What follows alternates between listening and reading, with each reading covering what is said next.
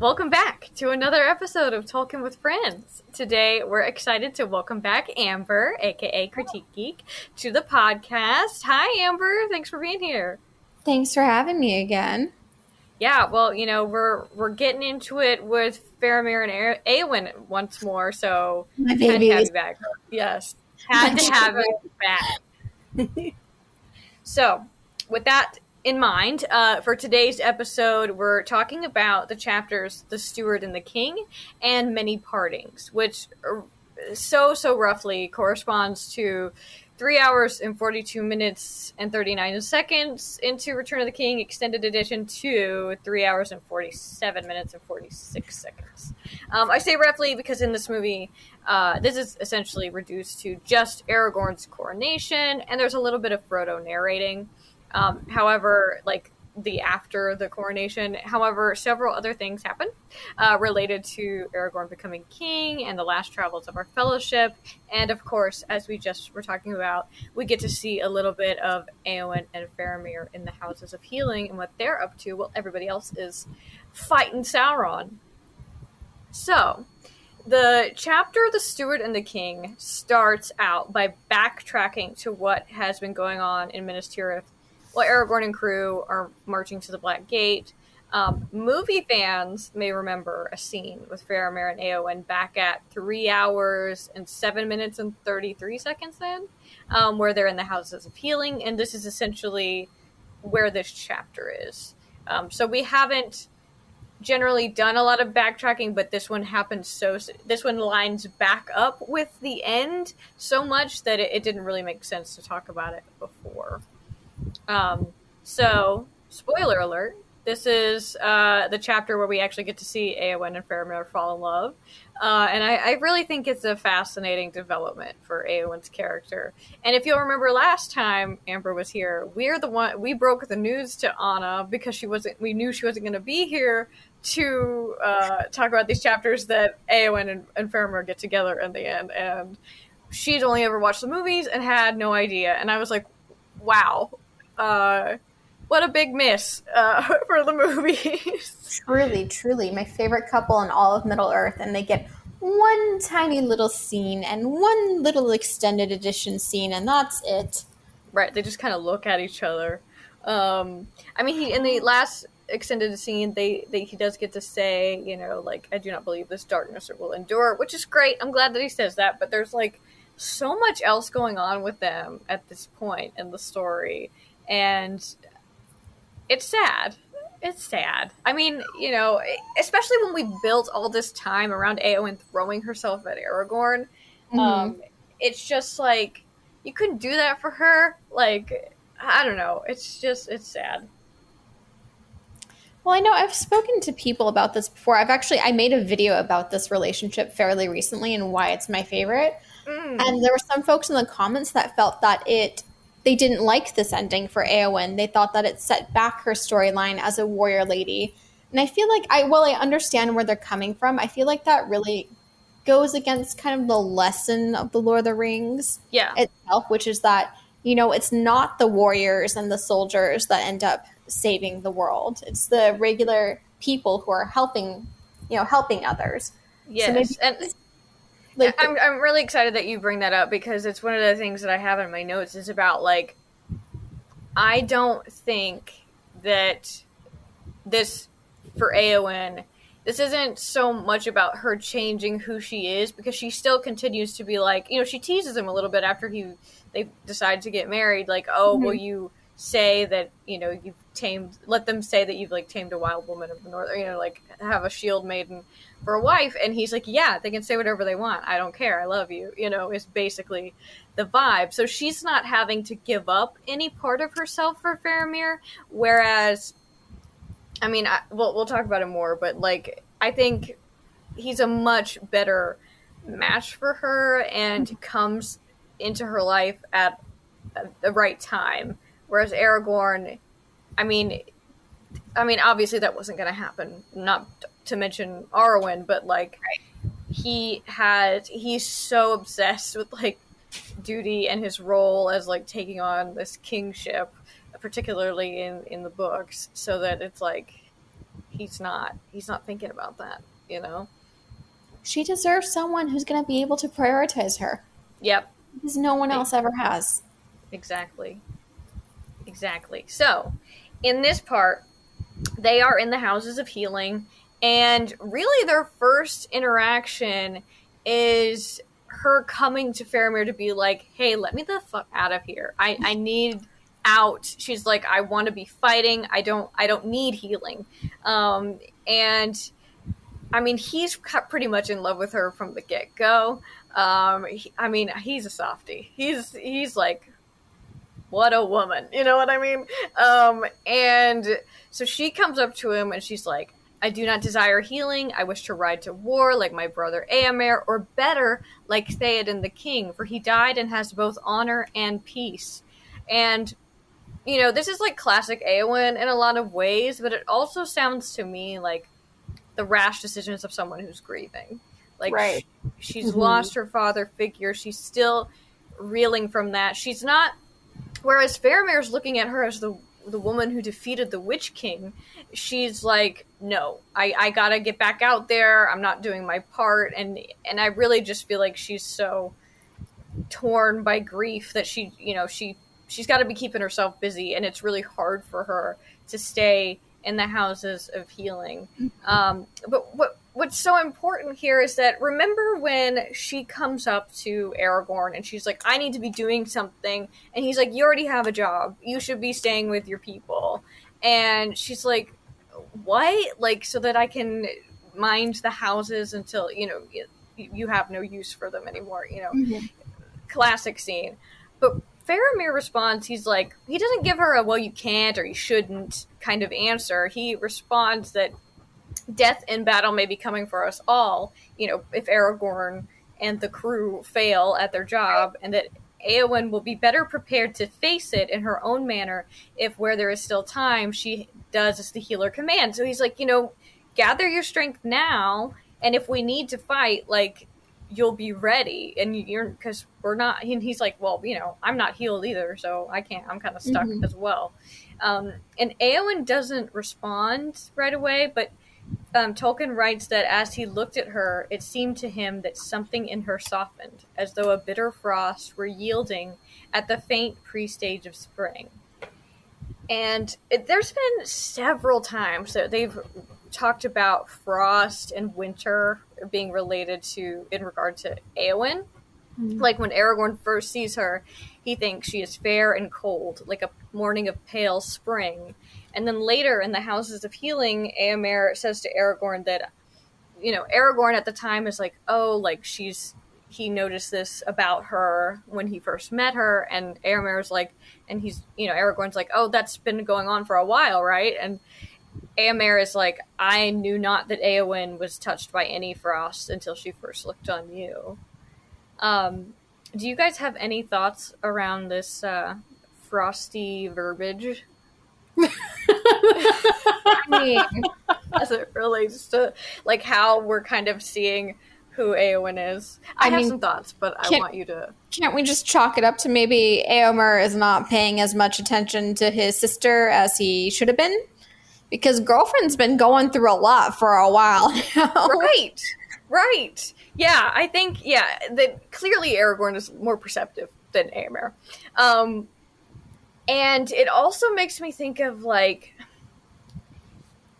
because whenever it's mentioned, like, the context around it, it makes me think of, it's almost like a combination of both Éowyn's resolve and also despair. Like, not unlike what we talked about last week regarding Sam. You know, last week we were talking about making it up Mount Doom, right? And Sam has a moment where he at once loses hope that they will return home, but it also strengthens his resolve to help Frodo see the task through. And in Éowyn's case, you know, she was watching her king decline, and I feel like she had a better awareness and a better sense of the doom awaiting them than many of the men of Rohan around her. And but being a shield maiden, she was determined to do her part for her people and not let them go down without a fight. You know, she wanted her people, if it would be an end that it would, be an end that deserves honor. So now, at this point, she is continuing to fight, as in her heart, as well as like wanting to do more physical things. She doesn't know that the fight is already kind of won. But it's interesting how she's holding on to that, from previously, this like kind of resolve, but she's continuing to talk about being ready to die, at this point. I feel like she's someone who always needs to feel like she has a purpose, right? Mm-hmm. So first, her purpose is taking care of Theoden. And then, when that purpose is no longer there, then her purpose is fighting. She wants to be a soldier. She wants to help in battle. And then now throughout this chapter, that purpose is also gone. So it's kind of about Faramir telling her that, it's okay to rest. You can find a new purpose in time. Yeah. And I love that one thing that I do love about Faramir is that he doesn't just he understands that Eowyn wants space. Like, he was like, hey, we'll get you a room where you can see a window that faces east, so that you can kind of see if anyone's coming back. And I'll get you leave to walk around the Houses of Healing as much as you want. But he's like, would you hang out with me? and she's like, I don't think so, but thank you. And still, he's not like put off by that. He goes to Mary to kind of learn more about her, and I just think that is super classic. Getting to know the friends. Yeah. He like actually wants to understand her, and try to get to know her as much as he can, and she does eventually hang out with him, because like, what else is there to do? And I think that, like I mentioned, like the whole softening, I think she likes him, but she's still like hanging on to who she kind of thinks she's supposed to be, and she's grieving, and it's just a lot. It's a lot in this time period where they're just kind of waiting for what's going to happen in Mordor. And Faramir also, he's the first person who sees her for all that she is, right? Mm-hmm. Beyond that she's beautiful, beyond that she's just, that she's a fighter, he sees like the sadness and everything about her, and he loves her just the same. And I think that's the cutest dang thing. I know. I think that that's one thing where, for me, the way that he's written, it's that Faramir understands Eowyn much better than Aragorn ever did. And I mean, like, I get it. Yeah, exactly. And he kind of like lays it out for her, when he's like confessing his love, and she admits that she wanted to be loved by Aragorn, and he says, and she said, I desired to be loved by another, and she's like, and Faramir responds, you desired to have the love of Lord Aragorn, because he was high and puissant, and you wish to have renown and glory, and to be lifted far above the mean things that crawl on the earth. And I'm cutting out some things, but he goes on to say, but when he gave you only understanding and pity, then you desired to have nothing, unless a brave death in battle. But I do not offer you my pity. For you are a lady high and valiant, and have yourself won renown that shall not be forgotten. And you are a lady beautiful, I deem, beyond even the words of the elven tongue to tell. He's saying, like, you are, you've kind of given yourself this ultimatum, like, all or nothing, like, I want. Mm-hmm. And I think more than loving Aragorn, she loved the idea of Aragorn and what that could do for her. That was actually a great scene in the films that they did when Aragorn says it's but a thought and a shadow that you love. Mm-hmm. Yeah, that's a good line. And it's true. I mean, she's looking at him, and of course, like, yeah, everybody loves Aragorn. You know what I mean? Like, he's a great guy. But at the same time, he's the guy that told you not to go to war. And we would have been really screwed if Eowyn hadn't done that. Yeah, for sure. So, at this, Tolkien writes, Then the heart of Eowyn changed, or else at last she understood it. And suddenly her winter passed, and the sun shone on her. I stand in Minas Arnor, the Tower of the Sun, and behold, the shadow has departed. I will be a shield maiden no longer, nor vie with the great riders, nor take joy only in the songs of slaying. I will be a healer, and love all things that grow and are not barren. No longer do I desire to be a queen. And I love this because, rather than thinking of this as a total 180 of her character, I think this is Eowyn refinding her hope for the future.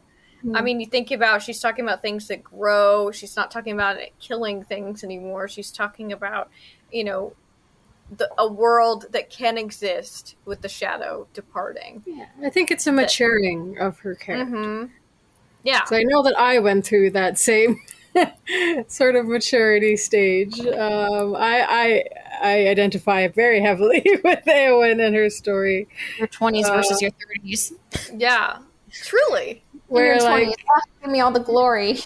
Yeah, and I was all about the action and being in there and being ambitious and like self-oriented in the way of like my own progress and my own aspirations and stuff. And I was a different person before I met my partner, for sure, where I was, some would say, cold, just kind of closed off and not really open to the softer side of myself. Whereas after I met my partner, then I sort of like changed, and now I do see things differently, and I think that is maturing. I think that's sort of what happened to me anyway, so could be. Yeah. It's also might have to do with how we are socialized as femmes, as women, right? Mm-hmm. In society, to where, we're socialized to be feminine, but also to see femininity and the softer things as a weakness. Because that's what the patriarchy tells us, and to revere masculinity and male things. That's why little girls are always encouraged to do boy activities, and they're just tomboys, right? It's fine. But if a little boy does a traditionally feminine or girly activity, then he's looked down upon or made fun of. So I really like this moment where she's gone from revering battle and soldiers and tales of men doing things in battle, and embracing that this other side of her, and that there's strength in that too, and that it's okay to embrace those things. Yes. And it, to me, it just like, how much better does she fit with Faramir, who not only like sees her for everything that she is, but he's also the guy that said like, I love not the sword for its brightness, and you know what I mean? Like, it's her kind of learning that for herself, that it's not just about valor and like the things that you do on the battlefield, but it's all the things that you do to make the world better. I mean, which I think is her, talking about the all things that grow and are not barren, You can have both. You can be all the things if you want to be. Be all the things. Because right on the next page, she still refers to herself as a shield maiden. So she's not. It's just clear that she's not giving up that side of herself, but she's adding. Yes, I love that. I love that. I have been, trying not to say anything, but I have to. Okay. I didn't love their love story as much. Continue. Just with the way it was written, the text focuses so much on her fairness, being her beauty, and her sorrow. And Faramir only seems to talk about how fair she is. And it kind of reminded me of a scene from Swan Princess. I think it is, like the animated. Oh my gosh, with Odette? With Odette and the prince. And he's like, oh, I love you. You're so beautiful. And she's like, what else about me do you love? And he's like, what else is there? That is a great throwback, Callie. And I just kind of felt like that when I was reading this chapter anyway. Maybe I'm reading it from like a very, I don't know, certain point of view. But, yeah, I feel like I may be giving Tolkien a lot of credit because I don't think that he's like. There's a lot of things that Faramir says. I mean, but he does focus on her being pretty, but I think that he is. It's sort of like that we give him that agency, but when I was just listening to it, just the words, I wasn't finding it, and I was kind of like, "Ooh, how, like did we read into that? Did we add into that because we like it?" Yeah, I guess that's fair. I mean, I do like them together. I mean, at least better than Eowyn and Aragorn, and I feel like there are a lot of things about them that complement each other. But I guess that for me, when I was reading it, I guess it would be, were you doing the audiobook? Yes. Yeah. Yeah, that's an interesting point. I mean, because when I'm reading it and I'm like taking notes and like looking at the words on the page, for me, I guess I read it as like he's not just saying only physically, but like inside that she's also beautiful. Get back to the etymology of the word fair again. We're always there. We're always talking about it. Yeah, because it means beautiful, but also at the same time in Old English, it could have meant like goodness, like good of heart as well. Whoa. So there's lots of meanings. And Tolkien never meant pale unless he said pale. I'm just saying. Yeah, I mean, he tells you when he tells you. Yeah, he does tell you with Eowyn. She is girlfriend is pale. Yeah, she's white as Lily Snow is. Yeah, it's you're usually if you're blonde, you're usually kind of pale. Not always, but right. But in this instance, yes. But yeah, here, yeah, I think at Rohan maybe. But yeah, I know what you're saying. But yeah, I took it as that. I think he was kind of using it like a dual purpose word for me, but obviously open to interpretation.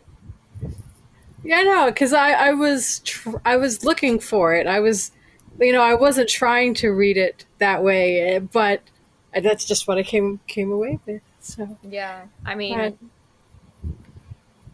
But to be fair, on my notes here, we're literally reading. I have love story, then eagle. So I guess we know what parts that I'm excited about. So. And eagle. An eagle. I know. It always comes back to the eagles. I know. I love that. I mean, it's like I think that's probably one of the main times that we see them act as like a messenger. I mean, it's true.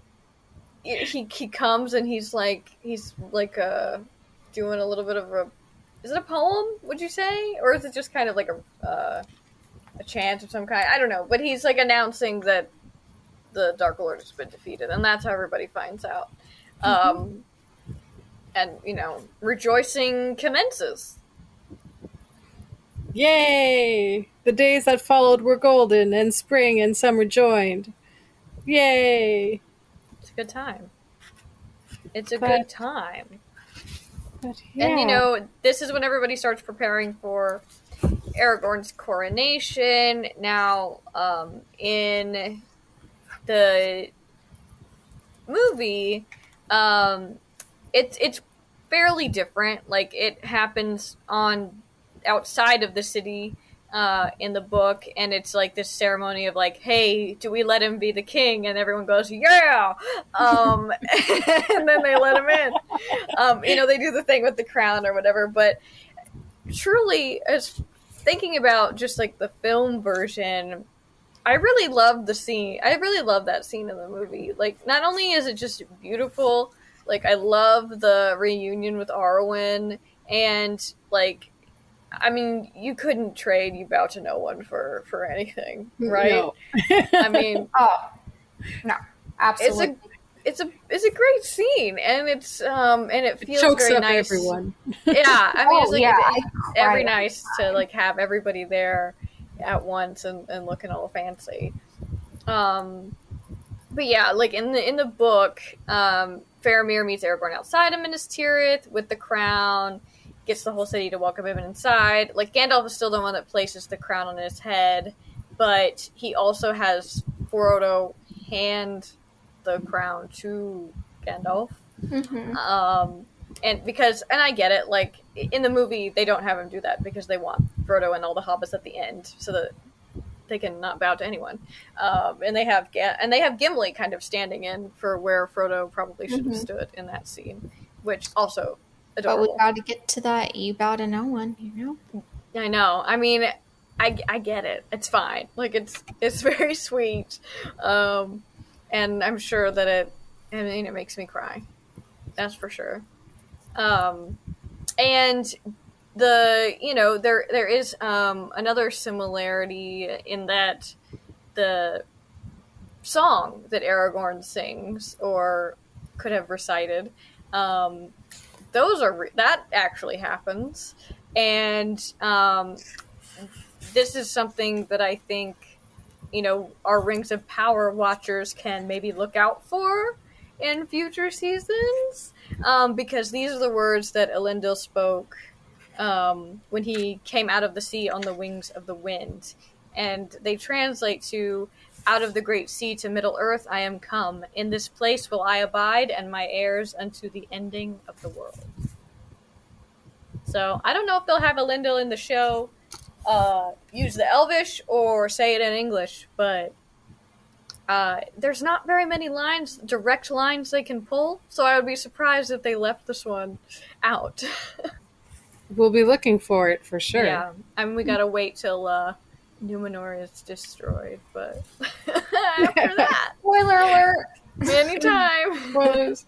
But I know this would have made dismal movie watching, but the part in the book where Aragorn is looking forward to, so in the book version, Arwen doesn't arrive immediately. There's like some waiting period, and preparations are being made and stuff. And he's Aragorn's for like a sign. excited energy. His like, I just think that is the sweetest thing. Like, he's gone through the hardest of battles, but he's giddy thinking about his woman and his marriage, and like I know that wouldn't have made for good movie watching, but it was nice in the books. I do love nice that he's like telling the fellow, he's so cryptic. I don't know why he's like this, but he like tells Frodo's starting to be like, maybe I should go home, and Aragorn's like, there's something that I would really like all of my friends to be here for. And everyone's like, all right. But he's like, says to Gandalf how he's like looking for a sign. And so Gandalf is like, hey, I got something to show you. And so, movie watchers, a reminder, the White Tree is dead in the courtyard of the Citadel in Minas Tirith. In the movie, they show it starting to reflower again, but that tree is very dead, okay? She's not flowering for anybody anymore. So, Gandalf takes Aragorn up the backside of Minas Tirith, up the mountain, and they find a sapling.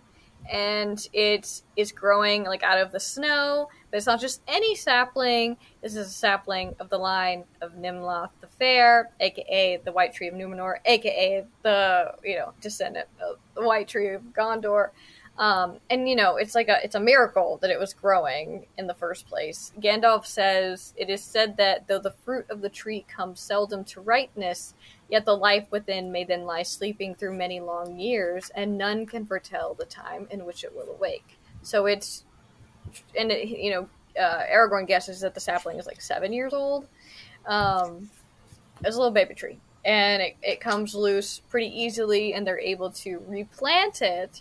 And I think it's interesting that they take the dead tree to Rath Dinan, or like the tombs, like the Rath Dinan, I think it is. Yeah, like they just bury it like it's. Yeah, they like put it in like the halls of the king. Like it's a respectful ending. Lay it in honor. It's a very special tree. It's pretty precious. Yeah.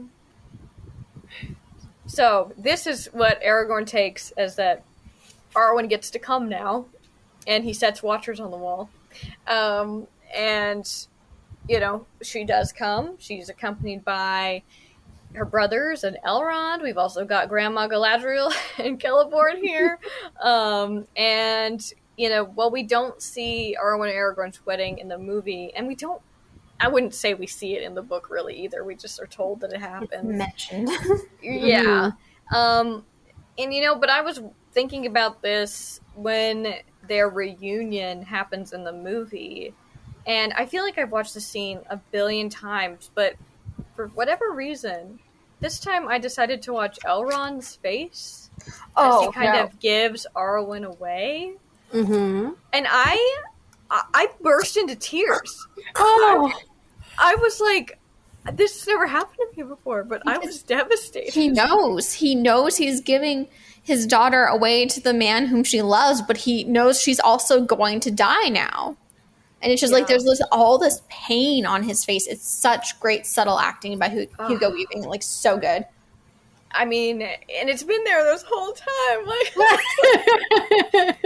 but it also makes me think about like when I was first watching many a time when I've watched these movies, but pre-Silmarillion, Andy, I was always looking at like the joy on Arwen and Aragorn's faces, right? But then in the background, I mean, you kind of see Elrond mouth something to her, and I think it's go to him. Like, he's officially saying, yes, like, this can happen. You know what I mean? Like, we've talked about the ultimate, like, the conditions for Aragorn marrying Arwen previously. Like, Elrond's like, she's not gonna be immortal for anyone less than the King of Gondor. Okay. And then he's like, all right, well, here it is. And you can tell that he does smile at the end, like he's happy for them, but his own heart is breaking, and it's like, oh god, Elrond's just had a rough life. He got dealt a very tough hand in life. Yeah. Like, he may be an elf lord, he may be super powerful, but he's like never happy. Yeah. Amber, do you want to give us a refresh on Elrond's backstory? For everyone that may have forgotten when we talked about it several weeks ago. Let's see. Well, his parents are in the sky. That's when he had to choose whether he was going to be an elf or a mortal man, and he chose to be an elf, but his twin brother chose to be immortal, so his brother dies. Then he finally gets like a hint of happiness when he marries his wife, Celebrian, but of course, after she gives him the twin sons and Arwen, she's eventually attacked by orcs and like tortured so badly that even though he physically heals her, her spirit is broken and she's never able to fully heal. So she ends up leaving Middle-earth and crossing over to Valinor to finally heal. And now his only daughter chooses to be mortal and ends up dying right after her husband passes of a broken heart. So, he's really just, by that time, of course, he's in Valinor himself, supposedly, like, hopefully reunited with his wife. But yeah, he really goes through it. Yeah, and Tolkien never says if his sons join him or not. Yeah, we have no idea what happens to the twins. Oof. So, I mean, it's just like, wow, Elrond. The fact that you give your blessing here, I mean, you're strong. He's a good dude. But my heart does break for him. And if you've never watched Elrond's face in that scene, I recommend that you do so the next time you pop in Return of the King. I remember we did a whole analysis of that scene once in one of my film classes during undergrad. Oh, really? Like, it was a religious studies film class, and my professor actually went on for like 20 minutes about the queerness of that scene between Aragorn and Legolas and how they had to subvert it by having Legolas look directly at Arwen to be like, haha, they're not actually queer. Just kidding, we got you. It was like the weirdest class ever, but I loved it. Oh my god. Wow. Yeah. I had not noticed that. Aragorn and Legolas. Yeah, it was. I mean, they come up and they like puts their, Yeah, their film hand studies on each are other's wild, shoulder. y'all. Film studies classes are wild. Amazing. But yeah, it's I always felt like that Legolas was just kind of like in on the reveal. He's like, hey, guess who I got behind me? And then I understand why they did everything they did in that sequence, because they were including, all the surviving members of the Fellowship one at a time. Right. Right. Yeah, and it's funny, we were just talking about all the Eowyn and Faramir stuff, and like they just are like clapping next to each other politely, and look at each other. They could just have another glance. That's all they get. The theatrical cut, a couple glances. Yeah, it just reminds me about how like there's a couple of things, Elrond in this scene, and like them two standing next to each other. It's really like, hey, we know what happens, or we know what their story is with these two or these guys, but. If you know, but if you don't, then it's fine. If you don't worry about it. Don't worry about it. Do we have any other thoughts on Aragorn's coronation before we go on to many partings? No, I know we were talking about this a little while ago, comparing like the film and how the book has so many more things happen that the film cut.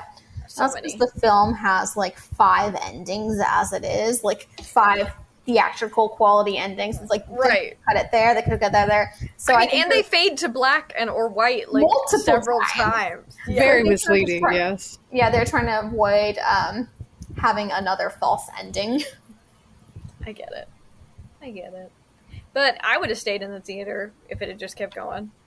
No, I mean, we don't. Most of us would have. They would have had to kick me out. I know. I'd be like, no, there's one more. One more. I was about to give a spoiler, but I won't do that. They didn't want to push all their Oscar luck, I know. Gotta tighten this up so we get that award. Yeah, fair. So, for many partings, this chapter isn't in the film at all, unless you want to count like the shot of the Middle Earth map while Frodo is narrating. Thus it was, a 4th age of Middle Earth began, and the Fellowship of the Ring, though eternally bound by friendship and love, was ended.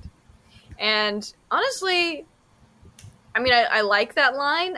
It hurts physically to say ended like that. I do think it works for the movie, but of course, this is Tolkien we're talking about, and it's very on brand for us to say goodbye multiple times. So, first we have, the whole crew, the Fellowship, Arwen, Elrond, Eowyn, Faramir, Éomer, Prince Imrahil, Galadriel, Celeborn. We all head to Edoras first. We gotta bury Theoden proper. Like, he does get to hang out in the halls of the kings for a while, but then we've got to bury him with the rest of his fam back at Edoras. But before we go, I didn't really know how to fit this into my notes. I have too many, but, around this time, and of course they don't reveal it in the movie because why would you? Because it's kind of a surprise when Frodo goes to the Undying Lands in the movie. Mm-hmm. But Arwen tells Frodo, I completely forgot this until I read it, but Arwen is like, you can have my spot on the boat because I'm not using it anymore. Yep. And I think that's so cool, especially because she like hardly gets to talk to Frodo ever. So I really liked it. She hardly gets to talk in the book, period. I know. I mean, I do love the Arwen and Aragorn story in the appendices, but I do think it's nice, and thinking about the way that the movie does kind of tie Arwen with Frodo a little bit more, with like her taking him to Rivendell, like getting him across the ford. I don't know. I thought this was sweet, and I get why it's not there in the movie, but I do think it's cool. And then right afterwards, we get Éomer and Gimli fighting over which elf is hottest, Arwen or Galadriel. I know, it's so, I mean, it's like, this is harkening back to when they first met, and Gimli is like, you jerk, you can't be talking shit about Galadriel, I will chop your head off, you know what I mean? And and then it's like, all right, deal, I'll concede that if I ever get to see her, I'll let you know if I think she's the most beautiful. And the way Éomer comes up to him and is like, dude, I'm sorry, but it's Arwen for me, bro. And Gimli's like, all right, I guess that's okay. What does he say? That Éomer's chosen the evening and Gimli's chosen the morning? You have chosen the evening, but my love is given to the morning, and my heart forebodes that soon it will pass away forever. Ouch. was a pretty heavy chapter, actually, for them to not have included. I know that we've discussed that it probably wouldn't have made very good movie fodder, but there's a lot of like heavy stuff happening. I know, it's a lot of goodbyes. Yeah. I mean, we get to... Well, it's called many partings, to be fair. So many. Yeah. It could be very many partings. It's when because after, Edoras, we leave Éomer and Eowyn and Faramir, Prince Imrahil, and Arwen behind at Edoras. And it talks about how bitter the parting was between Elrond and Arwen here. And it is so bad. It doesn't give us a lot of details because it notes that nobody saw them say goodbye to each other. They went off to, be by themselves for the last few moments together. But still, just thinking about it, heart-wrenching. Mm-hmm. Heart-wrenching. But here is where the bro trip begins, because we head to Helm's Deep, and this is where Gimli gets to show Legolas the Glittering Caves, as they have agreed that they would see together. And Legolas is left, speechless, which is cool. And then they head to Isengard. But before that, Éowyn, I just didn't remember this detail either, that Éowyn gives Merry an ancient horn, small but cunningly wrought, all of fair silver and a baldric of green, and writes had engraven upon it swift horsemen riding in a line that wound about it from the tip to the mouth. And she says, "This is an heirloom of our house. It was made by the dwarves and came from the horde of Skada the Worm." And we were talking about this recently, about how there weren't a lot of named dragons. We have Glaurung and Callaghan, Smaug, but now we've got Skada. Forgot about this little guy. He didn't show up on the Tolkien Gateway either in the list of dragons. So we've got another dragon, and Eorl the Young brought this horn from the north. Not sure if we will see this horn in any future adaptations, but it sounds gorgeous. But I'm looking at you, War of the Rohirrim, if you want to use this horn. Fancy horn, fancy horn. I'd be down. So Merry walks away with this beautiful gift and wrought by the dwarves. So, I mean, pretty cool. Pretty cool. But we get to Isengard, and we find out that the Ents have not only been busy cleaning up, but they also stopped another group of orcs from attacking Rohan while everybody was off doing stuff. And also, Treebeard has let Saruman go. After all of that promising that he would keep him there. A little uncool, Treebeard. But Gandalf suspects that Saruman used, the last remaining power of his voice that he had, and Treebeard's distaste for keeping living things caged. Yeah, I think those two. Yeah, I think when I heard his reasoning, at first I was like, we had one job. I know. But then when I heard his reasoning, I was like, oh, and how he hates to cage any living thing, and you're like, oh. Frickin' fine, we'll deal with it. Don't make promises you can't keep, Treebeard. So, we'll get to that more in a minute, but, this is the part where we really see our second breaking of the Fellowship, because Legolas and Gimli peace out to go explore Fangorn on their way home. And also Aragorn makes... Yeah, little bro time. Bro honeymoon. Yeah, so they're gonna explore Fangorn on their way back to Mirkwood and Edoras. So, but, sad to see him go. However, we get another parting here, and that's between Treebeard, Galadriel, and Celeborn. Mm-hmm. And here is where we hear the iconic lines, for the world is changing. I feel it in the water, I feel it in the earth, and I smell it in the air. But this is Treebeard talking to Galadriel, saying that it is sad that we should meet only thus at the ending for the world is changing. I feel it in the water, blah, blah, blah. I do not think that we shall meet again. And unfortunately, I cannot hear this in Treebeard's voice. Can't do it. I only hear it in Elvish and in Galadriel's voice. Right. It was so cool that the line actually came from Treebeard, though. Yeah, I mean, it makes sense that he can feel things in the water, and the earth, and in the air. Being kind of a part of the earth himself.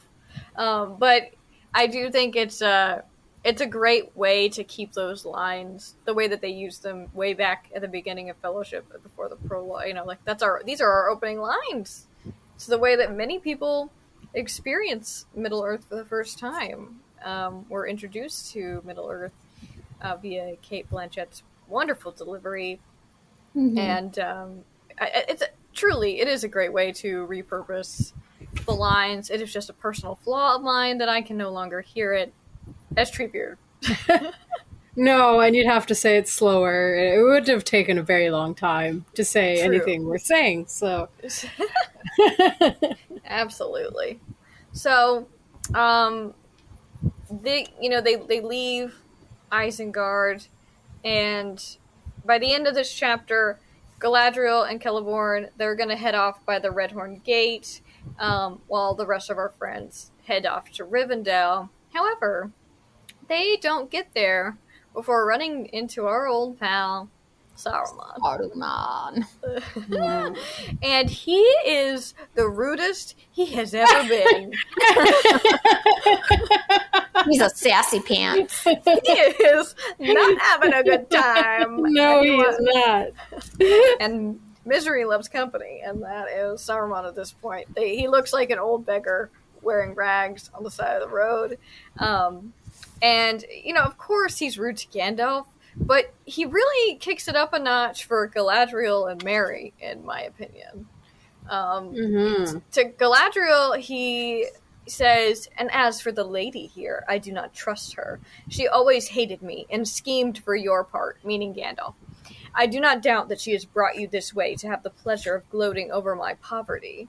And, ladies, does this not sound like so many internet trolls that claim they've, discovered a conspiracy where there is none? Schemed for Gandalf? Are you serious? This lady plotted my downfall. She's doing this just to hurt me personally. And then I love her response. Where she says, "Saruman, we have other errands and other cares that seem to us more urgent than hunting for you." Yes. Yes. She's like, "Dude, you're not even on my radar." Yeah. You ain't even in the room. So good. But he keeps going to her, and he says, and it's interesting, you can kind of see a lot about his state of mind here. He says, "You have doomed yourselves, and you know it. And it will afford me some comfort as I wander to think that you pulled down your house when you destroyed mine. And now what ship will bear you back across so wide a sea? It will be a gray ship, yes, and full of ghosts." He laughed, but his voice was cracked and hideous. It's like an old smoker's laugh is what it sounds like. I know, it's like he goes from being able to have this beautiful, really compelling speech, and now it's like he can't keep it together anymore. And when I read this, it really hit me how messed up Saruman is. What he's referring to is that by destroying the one, the power of the 3 Elvish rings will have also ended, or will be coming to an end soon. And it's clear that, we've talked a lot about Sauron judging people by their own lust or desire for power, and it's like Saruman is doing the same thing. He can't understand why they would allow the ring to be destroyed, or why they would be a part of the ring being destroyed, knowing that their power would end too. I mean, obviously Saruman could never do that, or would never cross his mind to do that, whereas, Elrond and Galadriel and so forth have all conceded that that's what needs to happen in order to save the rest of Middle Earth. But when you're only thinking about number one, these are the problems that we have. But I just thought that was really interesting. I'm like, Saruman, like,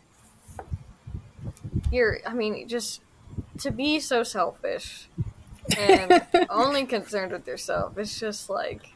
And then their whole exchange with the pipe weed. Oh my gosh. Silly. Just silly. I can't even believe that he speaks to them. I was like, so he like turns from Gandalf and Galadriel and goes to the Hobbit and like starts begging for pipe weed. Yeah. And I can't believe Mary gave it to him. I was like, yeah. I'd be like, no. And it's funny because he's like, Mary is so polite. He gets down, he searches for it, and he hands him his leather pouch and tells him that it's, you're welcome to it. It came from the Blossom of Isengard. And Saruman is like, he's so pissed. Like, mine, yes, and dearly bought. This is only a repayment in token. For you took more, I'll be bound. Still, a beggar must be grateful if a thief returns even a morsel of his own. Well, it will serve you right when you come home if you find things less good in the South Farthing than you would like. Long may your land be short of leaf. What a curse. I'm offended. What a doom. And Mary tries to take his leather pouch back, and he's like, wrap the weed in a rag of your own. And Saruman's like, one thief deserves another, and just walks away. And that's it. Such pettiness. Oh my goodness. I know, but making us all nervous about what the heck is going on in the South Farthing. Yeah, he's like, hint, hint, haha, your land's on fire. I know, and it makes me think, like, I know that next time when we go to Homeward Bound, we'll finally get to Bree and start to learn more about what's going on in the Shire during all this time. But, this is our first hint at it. And so I'm like, at what point did Saruman start messing things up in the Shire? Like, pre-imprisonment at Isengard? How he did it? I don't know. I'm just, like, curious about how he laid the groundwork for all this. I mean, I have no idea, but... I was assumed as soon as he found out halflings were involved, he's like, haha, burn it. That tracks. That tracks for Saruman. And, by the end of many partings, I mean, they're kind of just like, okay, whatever, Saruman. Go off and do your thing, I guess. And Sam is obviously nervous. He's always worried about what's going on in the Shire, but they make it to Rivendell. Things are pretty nice. They get to hang out with Bilbo for a while.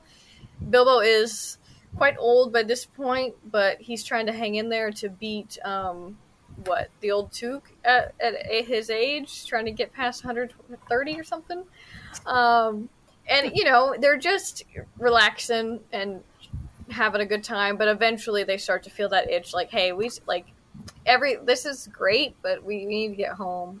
And, Frodo starts to promise to Bilbo that he will come back soon, and Elrond is kind of like, well, if you don't come back super soon, I think that Bilbo will kind of come to you. I mean, he says it like, for about this time of year when the leaves are gold before they fall, look for Bilbo in the woods of the Shire. I shall be with him.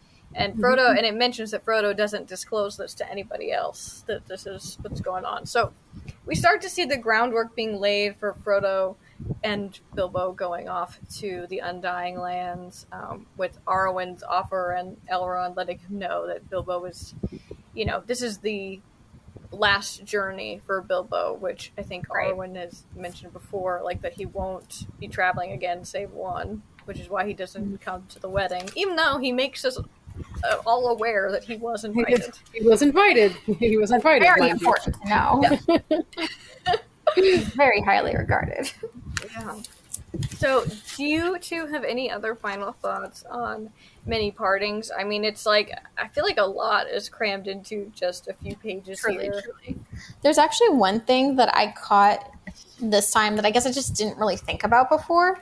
Yeah. So if we backtrack a bit to when Aragorn takes his leave of Celeborn and Galadriel, Celeborn says to him, "Kinsman, farewell. May your doom be other than mine, and your treasure remain with you to the end."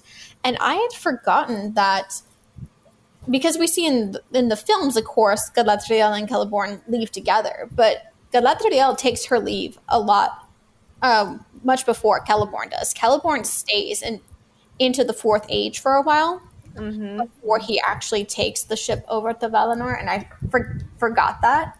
And there's like this really nice, if you like read on the page about Celeborn,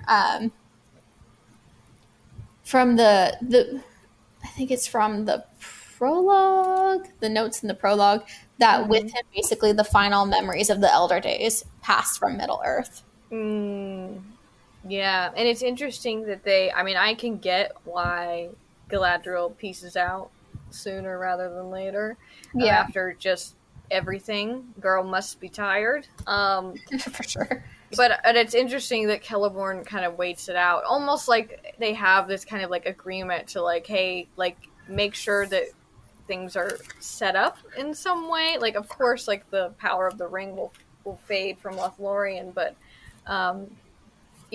just to wrap things up while I'm headed out.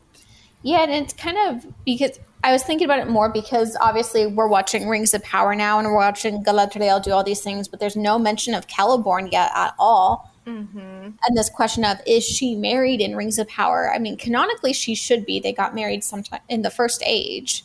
So she should be a wife and mother by now. We don't know if they're taking that route or not with Rings of Power. But there is precedence of them spending years, hundreds of years, sometimes apart, doing their own thing, taking care of business, and then coming back together. Right. It'll be interesting to see whether they do reveal that Galadriel is married in Rings of Power, or are we going to see that love story play out? I actually hope we really get Elrond's love story to play out. I would like to see him happy. Me too. For 5 seconds. Yeah. It would be interesting if, having her at some point talk about Celeborn or something, but just like knowing that she has this relationship, but also that it doesn't it's not everything that she cares about. Like it doesn't define her in any way. I think that would be interesting to write in that way, just how they, they've got their own stuff going on and that's fine, or maybe at some point he'll pop up to help out. Maybe she, calls him for something. I don't know. Yeah, as far as I know, we aren't going to see him in season 1, though. There's no casting announcement, nothing. So maybe season 2, we shall see. Yeah, I mean, I hope so. I mean, it's like mainly for Elrond's sake at this point, because we need the Arwen baby. Yeah, and also I want to see, Celeborn before he became the trophy husband, because he was actually a pretty tough guy too. I think he was. Yes, agree. When I was reading, just to skip back before we get into Rings of Power stuff, if we do get into any of that, when they're visiting Bilbo at Elrond's, Bilbo asks Frodo to tidy his notes and get his things together, and that kind of made me think of like the father J.R.R. talking to his son Christopher. Oh my gosh! Getting all my notes together and compiling them after he's gone, and like putting the stories together and all that stuff. And how very dare you! So sweet. Yeah, that's the thought I had. Oh, I didn't even. That's so sweet. I didn't even think about that. But I love it.